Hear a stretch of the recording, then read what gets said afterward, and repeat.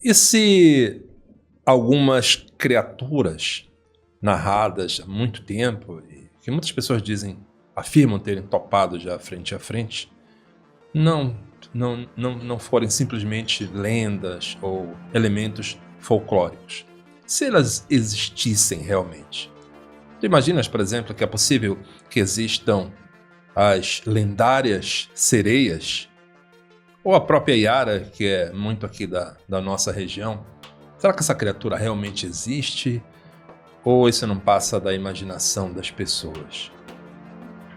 Hoje, no nosso podcast, a gente vai conversar com duas pessoas cujas histórias, ou cuja história, que é o Raimundo, ou cuja pesquisa, que é o Edilson, nos faz questionar: e se for realmente verdade?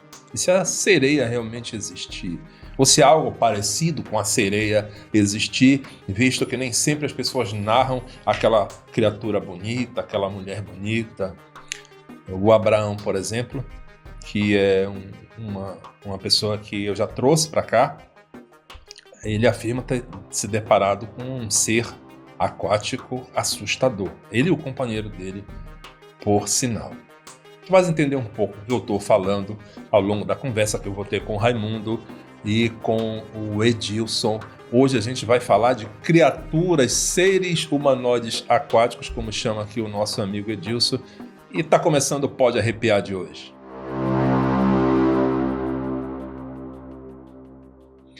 Boa noite, Raimundo. Boa noite, Edilson. Primeiro, quero agradecer por vocês terem topado bater esse papo aqui com a gente, esse papo bastante intrigante. Quando a gente fala em sereia assim, acho que a maioria das pessoas acham que isso simplesmente é fruto da imaginação do homem. Mas acontece que eu, como pesquisador, como um coletor de relatos, eu coleto e publico essas histórias já há um tempo nas redes sociais, na internet desde 2009, nas redes sociais desde 2013, que eu comecei com o Facebook, mas já pesquiso isso há muito tempo. Sempre me intrigou a quantidade de pessoas que afirmam terem topado com certas criaturas sobrenaturais. Hoje a gente vai falar dos seres aquáticos, mas muita gente afirma ter visto lobisomem, o lendário Curupira, que é outro ser lendário também, a lendária Matinta Pereira. E aí, ao contrário do que muita gente faz quando escuta uma história dessa, chama o cara de mentiroso: tu tá mentindo, isso é história e tal. Eu comecei a me questionar, porque é muita gente. Sereia, por exemplo, tem diversos relatos de pessoas que afirmam terem visto ou Yara ou a sereia. Tem uma diferença ali. A Yara é uma coisa mais universal, tu encontras essa referência em outros países, e a Yara é mais aqui da nossa região mesmo. Ou seja, a sereia ocorreria nos oceanos, nos mares, e a Yara ocorreria nos rios e igarapés.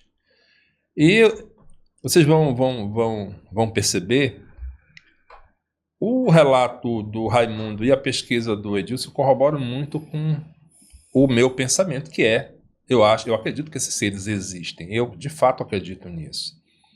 Mas vocês vão ouvir os nossos convidados agora. Edilson, eu vou começar contigo. O Edilson, ele é professor, e aí, a partir de uma pesquisa antropológica que ele iniciou, inclusive ele trouxe alguns livros aqui que ele encontrou essas referências, ele acabou topando com referências, com narrativas que falam de seres aquáticos, seres humanoides aquáticos, que alguns têm séculos de existência, algumas narrativas, né, Edilson? Uhum. Edilson, por favor, explica um pouco para o pessoal aí sobre essa tua... Eu sei que tu não estavas focado nisso, tu estavas focado em algo mais amplo, num contexto maior, mas isso aí acabou te chamando a atenção.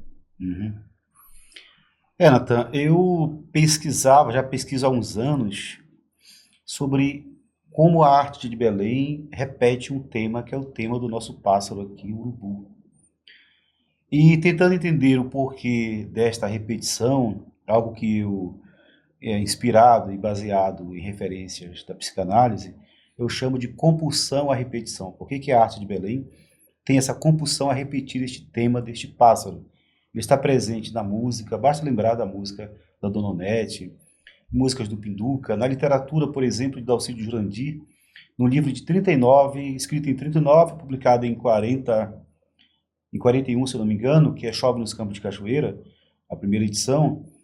Ali tem um relato dos personagens conversando e um deles conta uma história que lembra a história do Corvo, do poema O Corvo, do Edgar Allan Poe. E, num dado momento, o urubu, esse nosso pássaro, repete as palavras do Corvo: nunca mais, nunca mais. E aí eu passei a ver isto em outras referências, também na literatura. Na gravura de um artista muito importante brasileiro, mas que viveu em Belém aqui na infância, que é o Oswaldo Guilde, tem várias gravuras com o urubu. Mas assim, então resumindo, eu tentei levantar o porquê disto, a relação com a cidade, deste pássaro com a cidade de Belém. E Belém, uma cidade, é a cidade pela qual começou a colonização da Amazônia. E eu tentei entender se isso, claro, com base em outras referências teóricas, se isso não tinha a ver com algum tipo de voz do passado que se repetia, essa espécie de tabu, de proibição, de não se fazer alguma coisa que se fez aqui nesse processo de colonização. Então, o que a gente tem é a história desses povos indígenas que foram suprimidos praticamente, foram suprimidos. Então, nos anos de pesquisa que eu segui, eu entendi que esta voz, sim, é uma voz do passado. Esse livro aqui, por exemplo, é um livro que foi publicado em 1614, 2 anos antes da fundação de Belém. É uma missão de padres franceses capuchinhos no Maranhão. Eles tiveram contato com os Tupinambá, lá do Maranhão. E aqui, para o final, este escritor, que é um padre capuchinho chamado Claude d'Abbeville, ele identifica cerca de 30 constelações que os antigos Tupinambá tinham. E uma delas é a constelação do Urubu, que anunciava chuva. Então, a partir daí, eu comecei a fazer conexões e me interessar pela literatura dos cronistas antigos, os primeiros, nos séculos iniciais do Brasil. E aí, tentando entender, porque tem a ver com a cultura dos povos indígenas. E aí foi que eu, por acidente, cheguei no tema dessas criaturas que são chamadas de Ipupiara. Em todos esses livros aqui, tem referência a essa criatura chamada Ipupiara, Upupiara, que quer dizer o homem marinho. Tu trouxeste aqui 1, 2, 3, 4, 5, 7 livros. Todos têm essa referência. Todos. Alguns são antigos, outros são referências. Por exemplo, este aqui, também muito interessante, da Pagé, ela é de agora, do século XX. Zeneida Lima. Zeneida Lima, ela tem um encontro com algumas criaturas aquáticas de pele azul, que marcam a vida dela. Ela tinha cerca de 10 anos, se eu não me engano.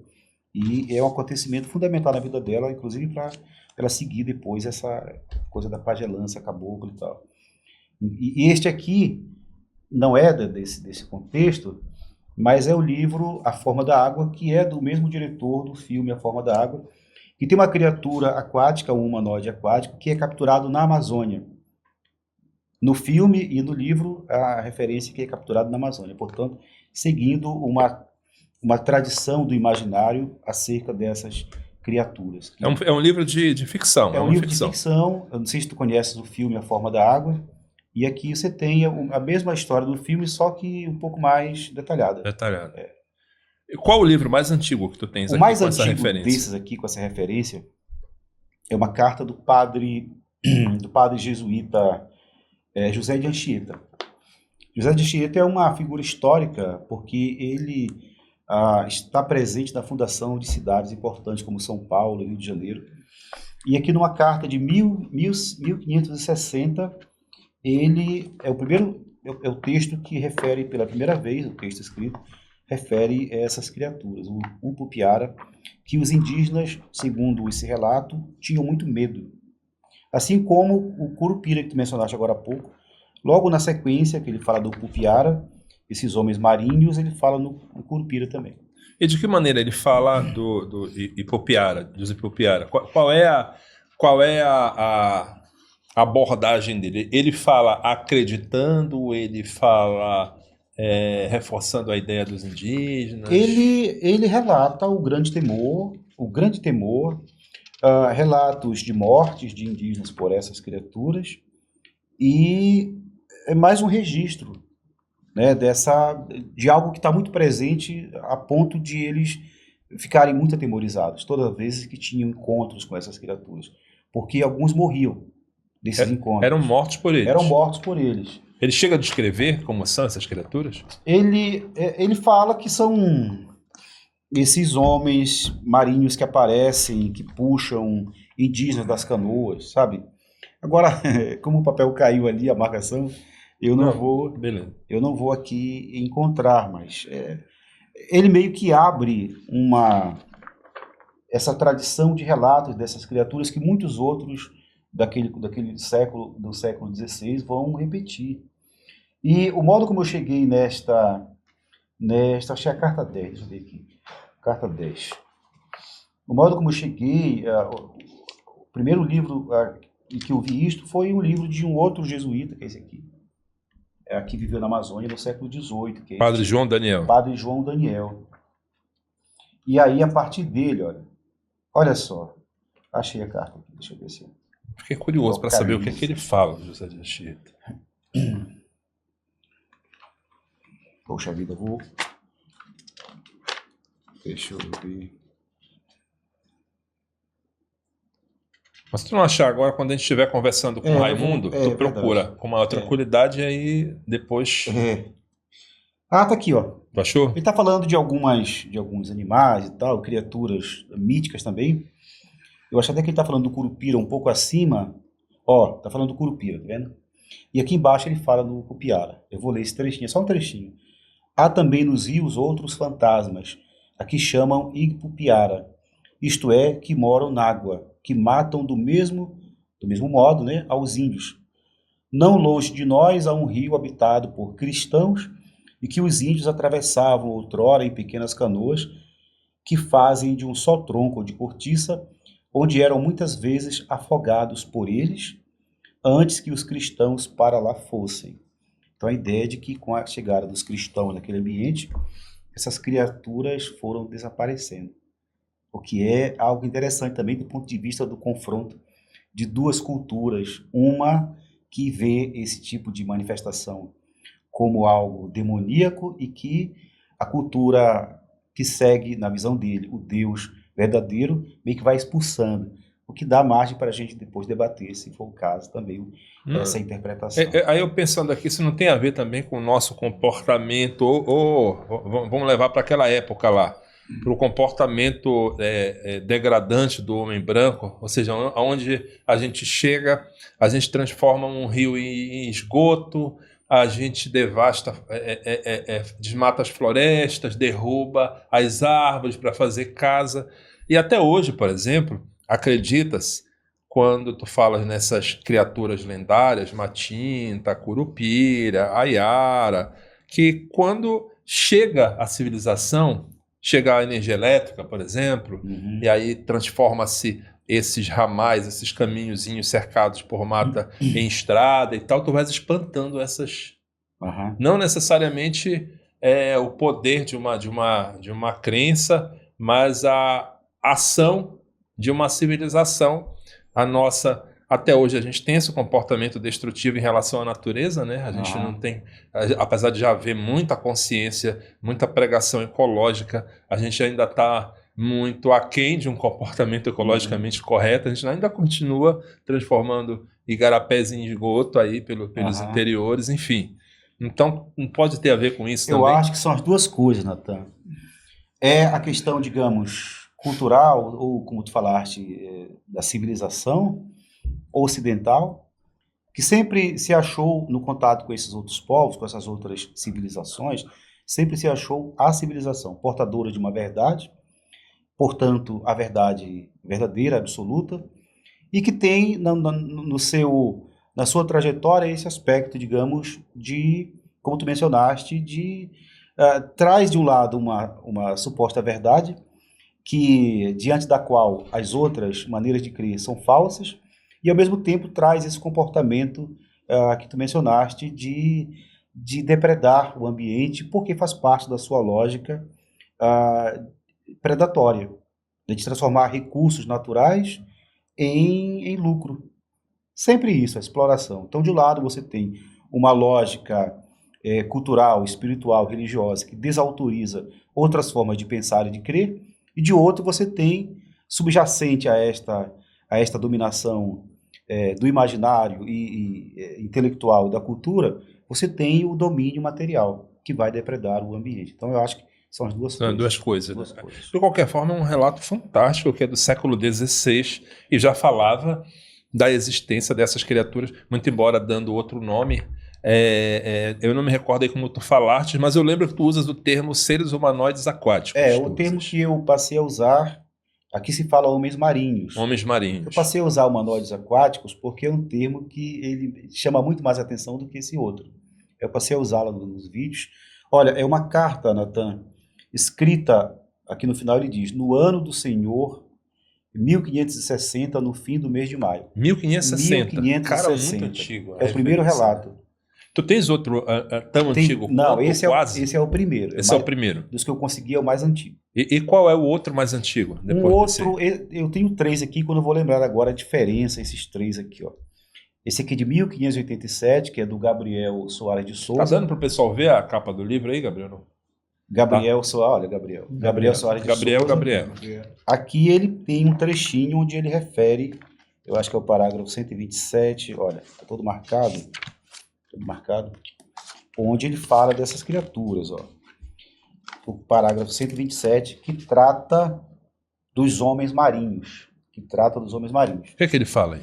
Não há dúvida, senão que se encontram na Bahia e nos recôncavos dela muitos homens marinhos, a que os índios chamam pela sua língua Upupiara, os quais andam pelo rio de água doce pelo tempo do verão, onde fazem muito dano aos índios, pescadores e mariscadores, que andam em jangadas onde os tomam, e aos que andam pela borda da água, metidos nela.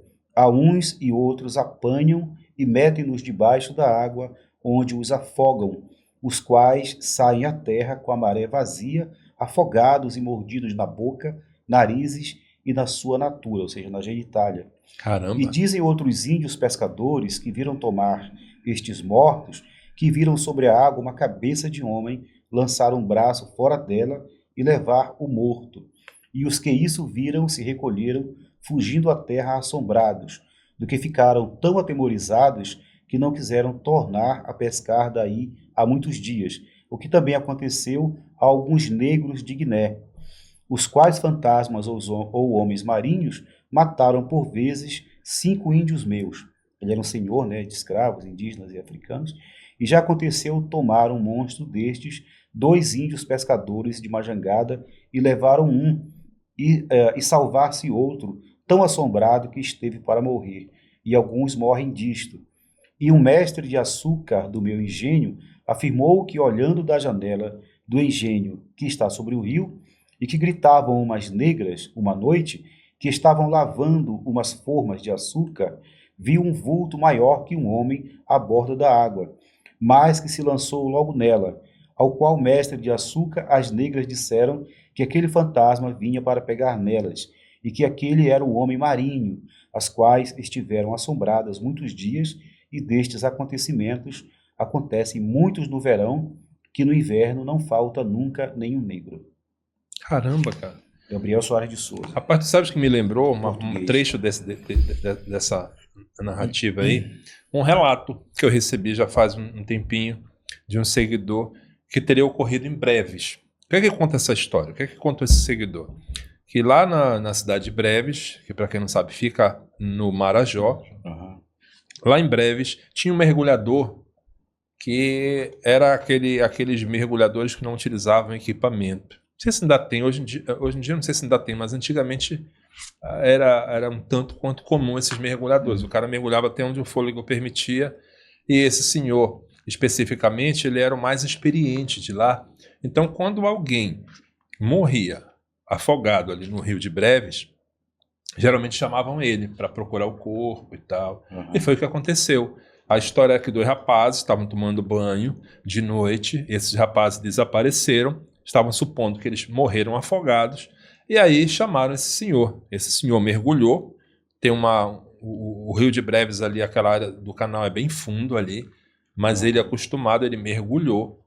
E a história conta que ele encontrou os corpos dos rapazes presos lá por debaixo do trapiche.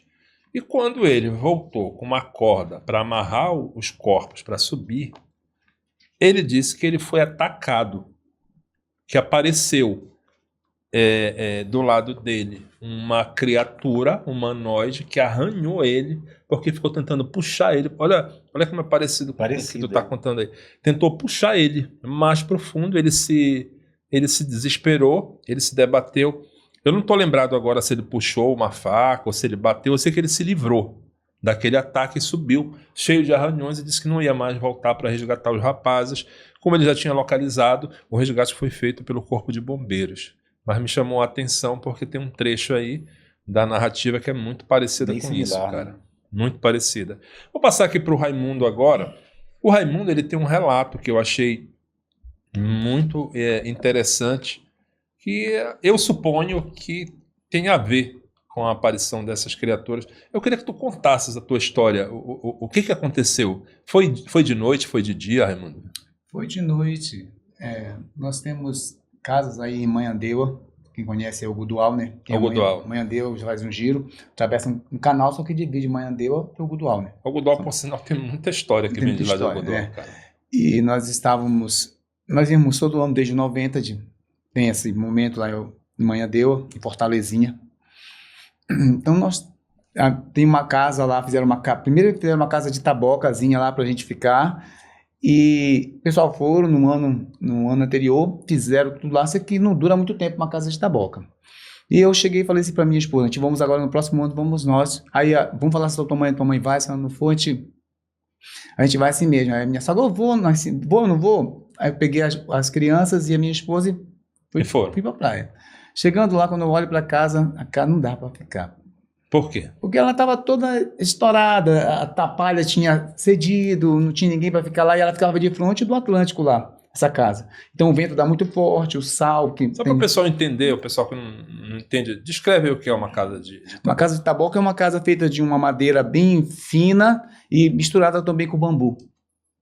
Ela é pregada ou amarrada, entendendo? Amarrada com sobra de rede, esse negócio que tem na praia. Aí ela tem um prazo de validade curto, né? Muito curto. Uhum. Então, estávamos lá e aí falei assim, vamos ficar ali na praça principal, que a gente nem que seja alugar um local para a gente ficar aqui.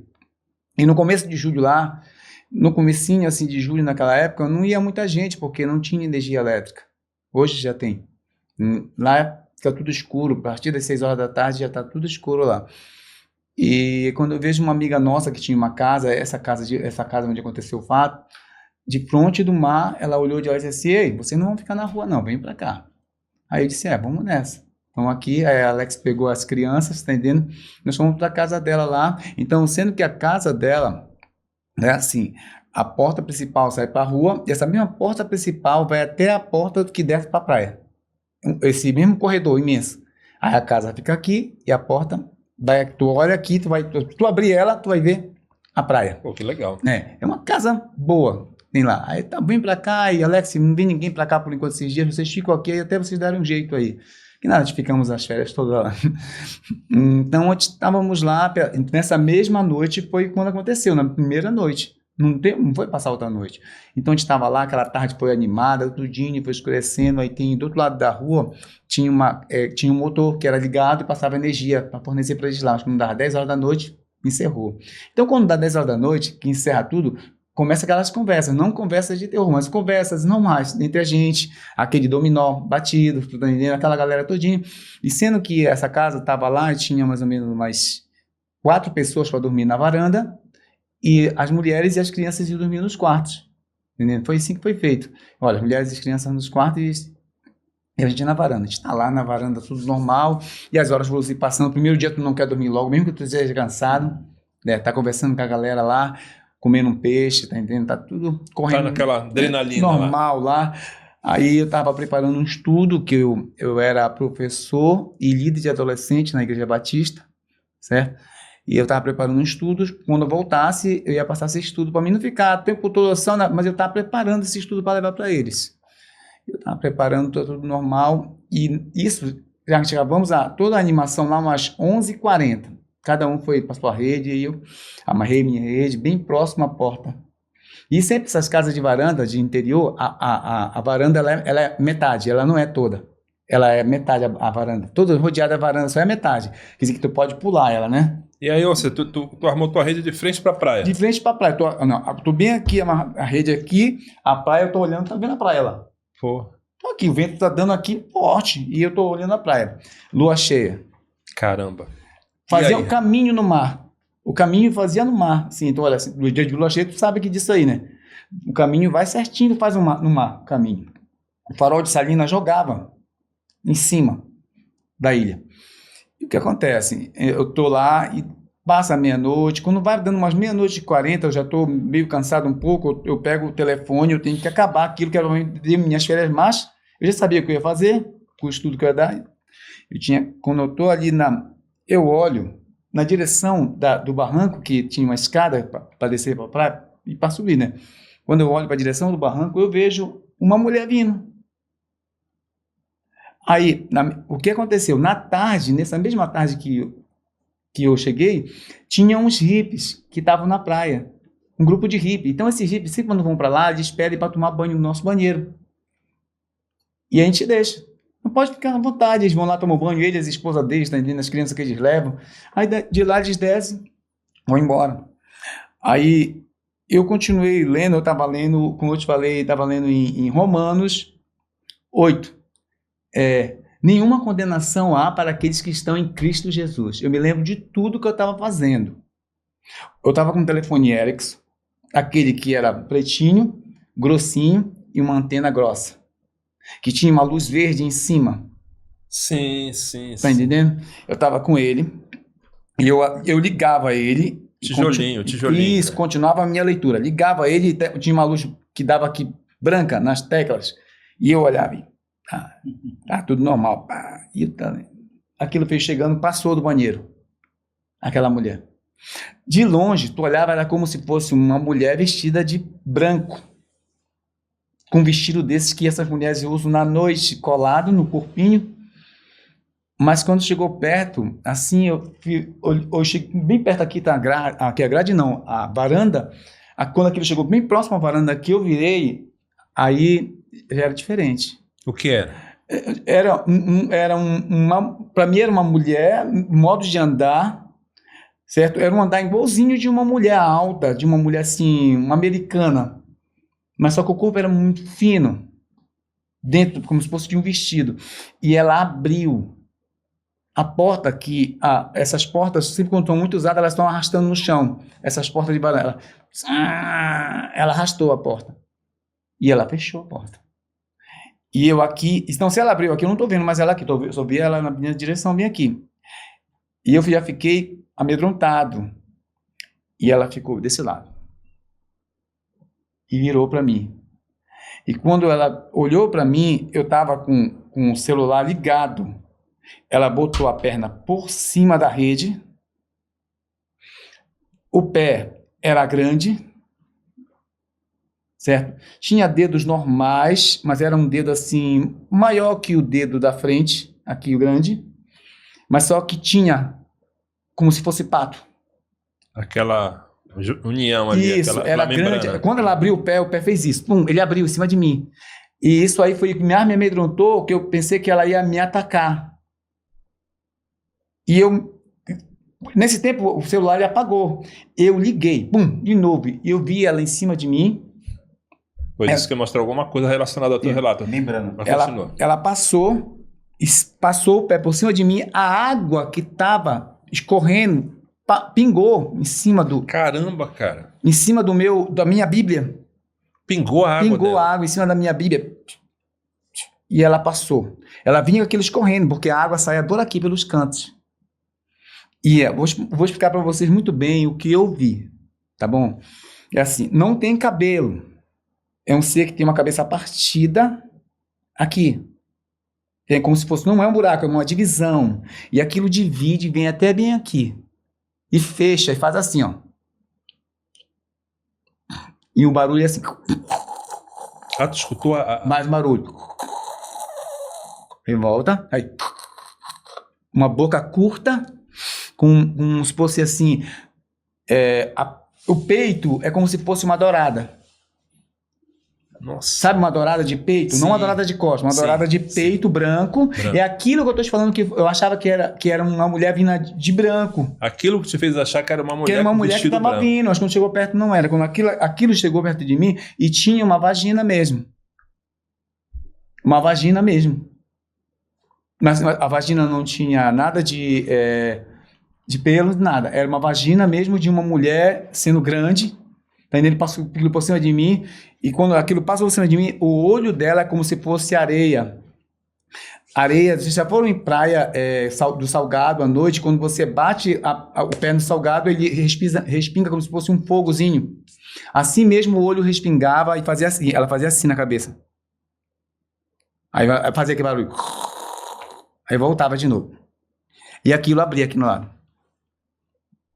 Cara, e tu nessa hora? Como é Não, que tu meu tava? amigo, eu vou falar uma coisa pra você. Eu não tinha forças. As minhas forças acabaram. Eu não tinha como gritar. Aquilo deixou eu parado. Eu estava vendo a Bíblia e o celular na minha mão. A última vez que eu liguei o celular, ela passou. Eu vi o rosto dela. Aquele olho piscava e fazia assim. Era um olho meio grande, um pouco assim, mas com uma lateral bem assim, limpa. Que eu via ele e ele mexia como se fosse a areia que eu te falei. Ele como se estivesse piscando aquela areia. Dentro dele, como se fosse aquele fogo piscando. E ela fazia assim. Ela não mexia a cabeça quando eu mexo. Ela me fazia a cabeça. Aí eu olhava pra mim. Aí fazia com a cabeça. Aí eu olhava pra mim. Neném. Aí ela passou. Ela passou da minha rede por cima de novo. Certo? As mãos eram mãos como a nossa, mas sendo maior um pouco, mas sendo que tinha também. A membrana. Tinha a membrana, porque quando ela botou a mão no quadril, ela tirou de volta para passar por cima, ela fez o movimento. Certo? Embaixo do braço, membrana grande. Também. Também, embaixo do braço. Ela fez o movimento e passou. E quando ela passou, eu voltei a respirar. E eu me embrulhei. E eu não sabia o que eu fazia. E eu senti como se ela tivesse deitado dentro da próxima rede. O telhado da casa, ele moveu. O telhado da casa, ele deu uma balançada. Com o peso do caminhar dela. Não, com peso, como se ela tivesse deitado na próxima rede. Tipo, só pra eu entender, ela passou por cima da tua rede minha rede. E foi pra rede seguinte. Foi pra rede seguinte. Eu não vi ela ir pra rede. Eu só tô falando que como se ela tivesse deitado dentro da próxima rede. Tu sentiu O peso aquela pressão. no telhado, porque eu senti na rede. Quando uma pessoa deita assim, tá, tem uma estrutura de madeira e faz aquela pressão. Foi isso aquela pressão, eu senti. Tá tudo bem. Natan, eu fechei meu olho e eu caí em um sono profundo. Pela manhã, eu me acordei, já eram umas 5h20 da manhã. Eu me levantei. Tá tudo normal. Me levantei, bati na porta do quarto, a minha esposa se levantou e foram fazer um café. Isso aí, logo cedo. E aquilo na minha mente, trabalhando. Chega um amigo meu, como eu te falei, eu não vou citar nome de pessoas aqui, chega um amigo meu, que ele é pastor da Assembleia de Deus, muito conhecido aqui em Belém. Ele chegou na ilha, porque nós íamos fazer um campo ali, uma IBF, uma escola que fazem de férias para crianças, na Assembleia de Deus. Nós estávamos ali para isso, para fazer esse tempo lá. E esse pastor chega com violão, a gente chegou lá, aí ele vai na rede de um amigo nosso que estava deitado lá, para chamar ele. Isso já era umas quase 6 da manhã. Ele chegou no carro do outro lado, pegou uma canoa, quem vai para Por 40, em Mococa, pega uma canoa para chegar em Fortalezinha. Uma rabeta. Chegou lá, quando ele chegou, ele foi na rede, ele pegou, se levantou, ele olhou e disse assim: ei, rapaz, como é que aquele cara tá com aquela mulher dentro da rede ali? Nossa, mãe. Que tipo de mulher é essa que esse cara tá usando? Você sabia que esse rapaz, e nós não fizemos a BF? Por quê? Não, porque no mesmo dia ele pegou as coisas dele, arrumou as coisas, disse que ele nunca tinha visto aquele ser. Ele pegou as coisas dele, botou no carro dele, a gente atravessamos. Esse que viu o outro na rede com a mulher. Na rede com uma mulher. Certo? Ele se assustou com a mulher. Se assustou com a mulher. E quando a gente voltamos para a rede, não vimos nada. Quando a gente fomos ver ele na rede, esse outro rapaz que eu conheço, não tinha nada na rede. Mas esse pastor que chegou, ele viu na rede quem estava na rede com ele. Mas ele viu essa mulher na rede lá com um amigo de vocês. No mesmo horário que tu viste essa mulher passar por cima da tua rede? Ou Não, foi... já era mais de 5 da manhã, das 6 horas. Nessa hora tu já tinha adormecido. Já tinha adormecido, já tinha me acordado 5 e pouco da manhã para me levantar, eu vou chamar minha esposa. E para mim tinha acabado aquilo. Então pode ser que ele tenha visto ela lá mesmo. Ele disse que ele não ia fazer mais nada, que aquilo amedrontou ele. O que viu. E o que foi visto com a mulher? Não, aí, como eu te digo, assim, eu não sei o que se passou com ele até hoje. Eu nunca comentei isso com essa pessoa. Ninguém questionou ele, tipo assim, pô, tu tá com uma mulher ali estranha? Não, falou? O pessoal na brincadeira falava assim, tinha uma mulher na tua rede. E ele? Ele disse, não tinha ninguém na minha rede. E por que eu não entro em assunto? Esse assunto eu estou comentando contigo naquele dia porque você contou aquele outro assunto para mim. E o ser que o rapaz viu em Salinas, certo? Ele perguntou se tinha rabo de sereia, né? Eu acho que foi o mesmo ser que eu vi que ele falou com o movimento da cabeça, certo? E para mim não tinha, como eu te disse, não tinha. Tem foi o Abraão. Tu tá falando do Abraão. No relato do Abraão, me chamou a atenção também porque tu falas algo parecido. E o Abraão diz assim, o pessoal que ainda não assistiu o relato dele, porque está aqui no canal também, ele fala que estava ele e o companheiro dele andando por Salinas ali. E num determinado ponto ali em Salinas, eles olham, era de noite, eles olham para a água e eles veem o que parece ser uma mulher ali. Quando eles olham mais atentamente, eles percebem que a mulher ela tem um cabelo que não é cabelo, é uma membrana. Ele até compara ao couro de... Eu não sei se é de dourado ou de outro peixe que ele compara. Sabe aquele couro de peixe? Pois o cabelo dela é isso, e se estende aqui até o ombro e tal, mas não era cabelo, ele diz. E aí eles se assustaram e pernas para quem te quer foram embora dali. E, cara, fantástico esse teu. Aí a gente fica imaginando aqui um monte de coisa, né? Será que ela não te fez adormecer para seduzir o rapaz que estava lá na rede e o rapaz meio que, sei lá, encantado ou hipnotizado por ela, não percebeu o que aconteceu ali? Eu vou explicar algo para vocês, assim. Naquele tempo que eu fui para a praia, eu estava em 15 dias jejuando pelo que eu estava pelo projeto. 15 dias, cara? 15 dias jejuando pelo projeto. Então eu tenho respeito por todas as religiões. Entendeu? Eu tenho a minha consideração é essa, eu respeito. Porque a minha mãe é uma mulher que ela já faleceu, ela foi muito católica, tu tá entendendo? Então eu levo em consideração que eu fui numa família católica, minha mãe nunca desrespeitou ninguém. Tá certo. Entendendo? Então isso é um respeito que eu tenho. Então eu estava jejuando para apresentar um projeto na igreja. E assim, quando eu estava lendo aquilo, eu até não entendo até hoje porque eu vi esse ser. Para mim foi um ser, como eu te disse no telefone, foi um ser que eu vi. Certo? E ela não me fez mal nenhum. Não me acordei com dor de cabeça, não me acordei com febre, nada disso. Mas eu vi aquilo e isso aí eu vou contar eu contei para minha geração. Que eu vi isso, certo? Aonde nós estávamos. E o que acontece? E com esse tempo eu estava em consagração também da minha vida espiritual. Eu não sei como estava a vida do outro rapaz. Isso aí não é meu interesse. Mas eu acho assim que eu entendo assim um pouco assim da palavra de Deus sobre isso que a gente tem com Deus. Que às vezes assim a gente tem um inimigo, não sei se é isso que eu estou falando aqui para vocês vão pensar da maneira que eu vou falar. Aquilo podia chegar comigo e fazer aquilo comigo mesmo, esperar eu dormir e aquilo vir chegar em mim e eu sentia aquela rede pesar em cima de mim. Aquele momento ali, como eu senti quando aquilo, como se estivesse deitado na rede. E o que fez eu pensar que ela deitou na rede, como eu falo para vocês, foi quando o amigo chegou pela madrugada e viu ela na rede. Pois é, o depoimento do teu amigo corroborou aí com a tua visão. Entendeu? Foi quando ele pegou e ele falou, não quis mais fazer nada de você, eu vou voltar para Belém porque aqui não é lugar para mim. Ele ficou assustado. Ficou assustado, porque era diferente. Não era uma mulher, ele disse. Era uma coisa diferente que estava dentro da rede com ele. Cara, fantástico. Enquanto tu estavas falando, o Edilson, por alguma... Parece com essa criatura, isso aqui é masculina do filme A Forma da Água. Sim, Renata, desculpa. Né, enquanto eu estava falando, ele estava mexendo nos livros aqui. Acho que ele querendo mostrar essas figuras. Só que eu vou pedir só uma pausa aqui para vocês, para eu agradecer aos nossos patrocinadores aqui. Quero agradecer a Pizzaria Padrão da Massa, a melhor pizzaria da cidade de Ananindeua. Se tu não conheces, claro, se tu moras em Ananindeua, eles não entregam ainda em outras cidades. Pede a pizza da Pizzaria Padrão da Massa, depois tu me falas.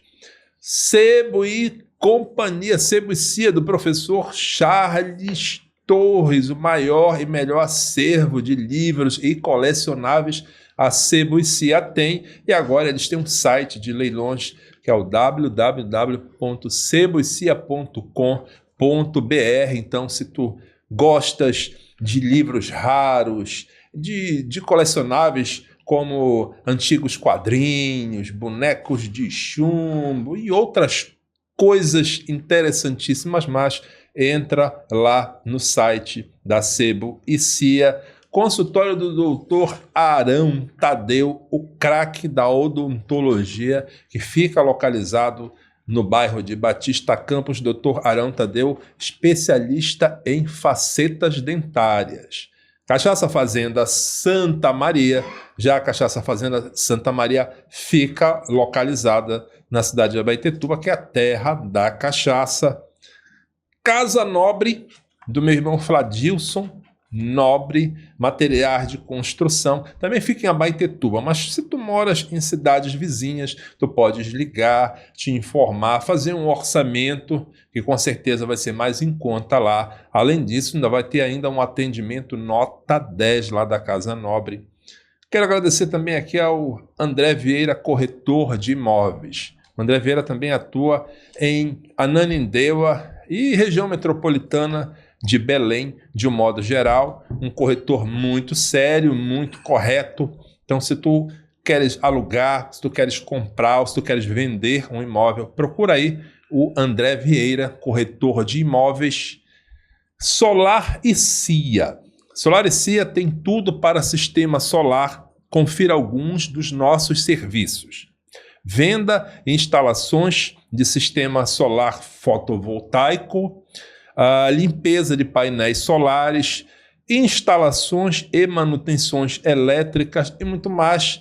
Se tu queres começar a pagar menos na tua energia, pagar muito pouco, fica aquela taxa lá da concessionária, procura essa empresa Solar e Cia, muito séria, do meu irmão José Moura. Bom, a gente vai voltar aqui com esse bate-papo muito... Fiquei impressionado com esse teu relato aí, Raimundo, que somado aí ao relato do Abraão, acho que foi um dos relatos mais interessantes que eu já escutei de avistamento dessas criaturas. E me chamou a atenção o comportamento do Edilson. Acho que ele estava querendo mostrar aqui o que tu estavas narrando, ele identificou, eu acho que na pesquisa dele. O que tu estava mostrando aí para ele e tu estava querendo mostrar para mim? Eu lembrei que aqui o padre João Daniel, este aqui viveu na Amazônia no século XVIII, e aqui, em vários momentos, ele fala nessas criaturas, desses homens marinhos. Eu vou só ler o começo e depois falar aqui quando ele descreve as criaturas. Ele fala o seguinte, olha, outra notabilidade do Amazonas, ele fala do rio Amazonas, são os homens marinhos, que isso é século XVIII, já bem depois desses outros aí, tá. Que muitos homens da terra, especialmente dos naturais índios, afirmam haver e ter visto. E aí ele prossegue, e aqui no final eu vou ler a descrição que ele dá. A sua figura é totalmente semelhante à humana, e da mesma estatura, só com esta diferença, que os dedos das mãos e pés são pegados com uma delgada cartilagem como os morcegos. Caramba, cara. Mas foi o que ele viu, né? As membranas, né? Mas, no demais, perfeitos e acabados como os pés e dedos dos mais homens, porém feíssimos de rosto. E bem pode ser que no Amazonas haja tais monstros marinhos, mas não são... depois ele já toca em outra... Rapaz, e assim, o Raimundo não disse assim, era uma aparência feia, mas ele descreveu algo que a gente ficou com essa pelo menos agressivo, assim, a visão. A boca é diferente disso aqui. A boca ela é curta. Mostra aí pro pessoal. Ela é curta, Vocês mas estão aqui, ó, e não, também essa musculatura aqui não tem, é só uma pele lisa, bem aqui, fica no local mesmo, fica a vagina mesmo no local, aqui a pele uma pele lisa, branca, como se fosse uma dourada, entendendo? Como se fosse uma dourada. Embaixo desses dois aqui, vamos supor, que a gente chama aqui das axilas, tem uma pele deslizante, que ela move a axila. Eu já vou mostrar para vocês o desenho aí. Calma. E aqui, isso aqui é para cima. Ele vem de cima para baixo. Essa ilustração de quando é? Isso aqui. É parecidíssima esse tamanho e essa mão aqui, ó. É parecidíssima essa mão, entendeu? É parecidíssima. E eu acho que os pés também não tem rabo de sereia, nada.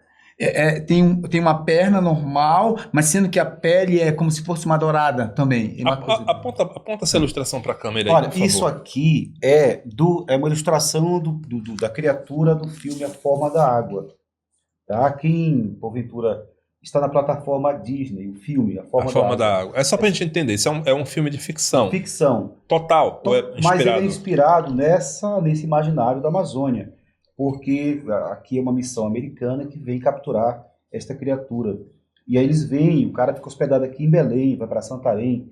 Então essas referências, por exemplo, do padre João Daniel, ele fala numa região próxima lá a Santarém. Ou seja, eles utilizaram essas narrativas antigas. Inclusive fala na Lenda do Boto, que é igual ao que a gente ouve por aí, está aqui no livro. Então, a referência é a Amazônia. Então eles criaram esta figura de ficção, mas certamente inspirada. Dá para mostrar legal aí, Gabriel? Aliás, esta criatura, agora eu esqueci o nome, ele é considerado um deus na história. No contexto do filme, ele é considerado um deus.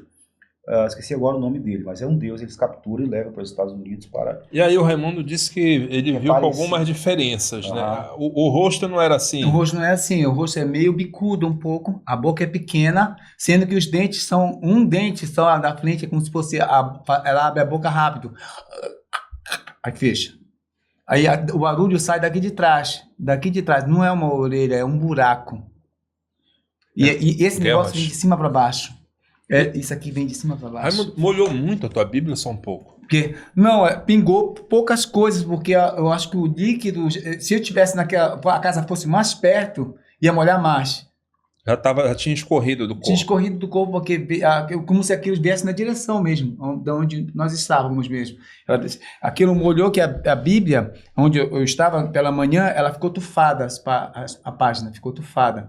Aquele pingou, eu vi aquele negócio aí, em cima, aquele barulho. Tu falaste que ela era alta. Era alta, mais ou menos assim, 1,80 m. Era um ser alto, com perna, não perna grossa, era uma perna fina, mas né, assim, como se fosse torneada, com uma mulher que está começando a fazer uma academia. Despida, né? Porque tu vistes a parte íntima dela. Isso, mas sendo que a canela é fina. Tinha seio? Não tem seio. Cara, fantástico. Agora eu quero aproveitar a deixa para falar das criaturas que a dona Zeneida viu, segundo o relato dela aqui no livro. Então menina, foi tirar açaí com a mãe e com mais uma outra mulher que trabalhava na casa dela, e aí ela começou a se sentir mal, as duas mulheres foram apanhar açaí e deixaram ela ali. E aí ela vê essas criaturas. Eu vou ler o trecho, fala novamente nessas membranas. Atenta aos pássaros, peguei molemente um cacho de açaí, ela estava se sentindo mal já, molemente um cacho de açaí para debulhar. Um vento frio, estranho, soprou de lugar algum, arrepiou-me o corpo. Diante de mim, surgidos do nada, vi 3 seres semelhantes a entes humanos. Mentalmente classifiquei-os como 2 homens e uma mulher. Mirei-os cheia de medo e espanto. De onde vinham? O que queriam? Quem seriam? Não conseguia articular palavras. Os 3 seres estavam nus. Entre os braços e o corpo possuíam fina membrana, Ele falou isso. do mesmo tipo que ligava os dedos da mão. Os pés eram palmiformes, achatados, como de patos. A pele era de um azul intenso, brilhante. Ocorreu a mim que seriam seres da água. Continuei, semi-paralisada, inerte, de olhos pregados, sem dizer palavra. Depois disso ela desaparece muitos dias, eu não sei agora se 17 dias. Depois ela é Fantástico. encontrada, o corpo todo tatuado com figuras da fauna e da flora, folhas, No corpo. cobras, tatuagem no corpo, aqui no relato dela.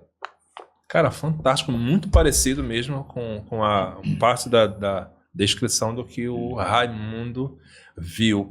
Eu te pergunto, tu já tinhas conhecido, porque deve ter sido uma surpresa para ti pesquisar sobre essa, como tu falaste, essa repetição do urubu na Sim. nossa cultura, e de repente tu te deparar também repetidas vezes com a narrativa desses humanoides aquáticos.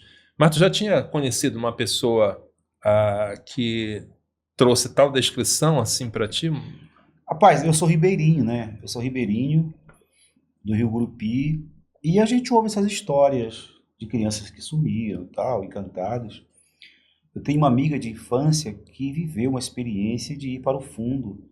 Ela me contou essas histórias. Não sei detalhes porque eu não guardei, mas não uma descrição Tão tão detalhada, viva né? assim como ele coloca. Aliás, só para não perder aqui a deixa, aqui é um livro que faz o relato de que uma dessas criaturas foi morta em 1564, lá na cidade, não, era uma povoação de São Vicente, em São Paulo. É esse relato aqui, essa criatura que foi desenhada, inclusive. Foi morta como? Esse jovem matou com espada. Essa criatura é vista por uma espécie de criada indígena da casa. Ela o vê à noite e chama o rapaz, insistentemente, umas 3 vezes ela chama até que ele vai e aí mata. E este relato, ele saiu, por exemplo, aqui você vê, aqui na nota, que essa história ela foi contada em jornais da Alemanha e da Itália. Aqui tem um desenho Saiu na imprensa da época. da época, com a mentalidade da época, certamente, talvez com os excessos e tal. E aqui seria o desenho da criatura.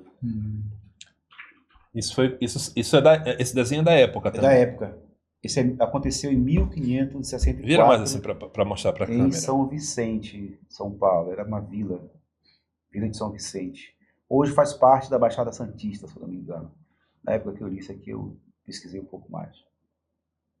Cara, fantástico isso. Edilson, tu és escritor também? Escrevo, Tu tens livro publicado já ou não? Eu tenho 2 romances publicados, inclusive o primeiro é uma ficção, uma linguagem mítica, em que eu penso esse encontro dessas 2 civilizações, a ocidental europeia e a cristã, chegando aqui e meio que desencantando, mas não conseguindo desencantar de todo. Fica um resquício da velha cultura e as suas manifestações. Eu tratei disso de modo como ficção, mas sem deixar, como é que eu sou da área da filosofia, sem deixar de pensar isso do ponto de vista do encontro entre essas 2 maneiras de pensar, o pensamento racional e o pensamento mítico. Então, o primeiro romance, Qual é o nome? Albergue Noturno, Albergue Noturno. que trata, o personagem é um remanescente, alguém que viveu numa casa, manicômio aqui em Belém, o Juliano Moreira. Então, o personagem, tu não sabes se ele está tendo um delírio, uma fantasia típica de uma pessoa, como a gente falava antigamente, louca, ou eu peguei essa referência da loucura para misturar com a lógica, sem lógica, do mito. Então, é um livro meio, para usar uma referência rápida, meio surrealista, assim. Mas, no fundo, a base dele é pensar esse encontro entre essa civilização ocidental e essa Amazônia como sob esse encontro. Mas o teu livro está disponível, o pessoal Não, quiser? esse livro ele ganhou o prêmio IAP em 2005, esse ano faz 20 anos desse acontecimento, e não existe mais, eu não republiquei mais, Não está disponível? não está disponível. Nem o segundo? O segundo é uma outra história, também consequência desse encontro. Eu penso num farol no deserto, o farol que é a racionalidade tornou uma espécie assim, o mundo uma espécie de deserto. Então é um farol que não brilha mais. Chama-se a Pedra de Babel, é uma experiência de um homem solitário no deserto, vivendo com as fantasmagorias que o deserto gera e tal. E esse foi uma publicação de autor e não circulou, e eu tenho praticamente todos os exemplares. Então, tu Esse- já tem disponível. Esse tem 15 anos, mas continua comigo, pouquíssimos leitores. E se aparecer alguém interessado em adquirir? Aí é só me procurar que eu dou, eu nem vendo, eu dou. E como que o pessoal te acha? O meu e-mail é edilsonpanto@gmail.com. Tu também tem um trabalho no TikTok, tu faz um trabalho. Esses vídeos. E como é que te acha no TikTok? É Edilson Panto, se eu não me engano. Edilson Panto. Edilson Panto. Eu acho que é isso mesmo. Aliás, foi assim que eu te achei. Tem 2 meses que eu não gravei imagem, então por isso que eu já tô meio desligado de Foi lá. assim que eu te encontrei, né? Foi, né? Pelo TikTok. Aham. E tu, Raimundo? Como que o pessoal te encontra? Tu tens... eu sei, o Edilson é escritor. Tu tens alguma indicação, algum trabalho que tu queiras dar aí pra galera que tá assistindo a gente? Faço trabalho missionário.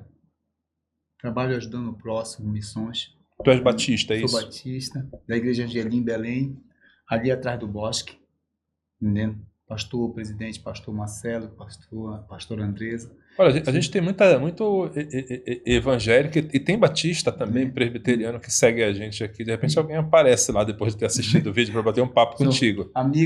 Muitos anos amigo do Divino, né? Grande Conheço Divino. um Divino, muitos anos nós somos amigos. E eu comecei a seguir você por causa dele, entendendo? E isso que eu falei para vocês hoje aqui, para vocês três, é algo que era pessoal meu. Era pessoal meu, eu não relatava isso com ninguém. Para que não haja assim, porque tu tá vendo isso aí, não, eu vi só isso, eu não estou inventando história, não vou inventar mais nada. Foi uma experiência Uma única. experiência única, isso que eu vi. E isso aí, como eu estou falando para vocês, hoje em dia, quando eu vou para praia, qualquer lugar, eu tenho um pouco de temor Ficou trauma, pô. a respeito Normal. disso, do que eu vi, porque eu sei que a natureza, ela é muito grande. Você estava falando das matas, na verdade, assim, as partes oceânicas do nosso estado, elas não estão totalmente, não estão habitadas ainda. E tem muitas coisas nessas partes oceânicas, entendendo? E é isso que eu quero deixar para vocês. Hoje eu quero mandar um abraço, posso mandar um abraço Claro, também? por favor. Certo? Quero mandar um abraço para a dona Alexa, minha esposa, a Bela, minha neta, Jéssica, Joel, Inês, Yasmin e Lucas. Eu quero mandar um abraço para essa galera que já conhece essa história, já sentaram na mesa comigo. Nós relatamos essa história. A Bela, pai,